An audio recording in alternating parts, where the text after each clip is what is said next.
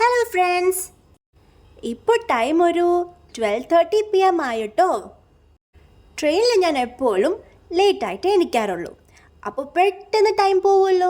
ദേ nostalgic വാല items ഇത് ഇപ്പോഴും ട്രെയിനിൽ സെൽ ചെയ്യുമല്ലേ.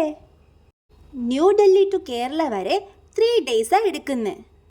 കേരളത്തിൻ്റെ ലാസ്റ്റ് ഡിസ്ട്രിക്റ്റ് ട്രിവാൻഡ്രം ആയതുകൊണ്ട് തന്നെ ട്രിവാൻഡ്രം എത്തുമ്പോഴേക്കും ട്രെയിൻ ഫുള്ളും കാലിയായിരിക്കും.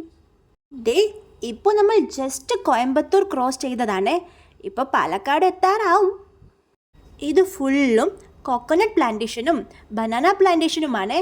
ഇതിൻ്റെ കൂടെ ചെറുതായിട്ട് ഡ്രിസ്ലിങ്ങും ആവുന്നുണ്ട്. ഇവിടെയൊക്കെ ഫുൾ ക്ലൗഡി ആയിട്ട് കിടക്കുക. പാലക്കാട് എത്തിയപ്പോൾ ഫുൾ ഗ്രീനറിയാണ്.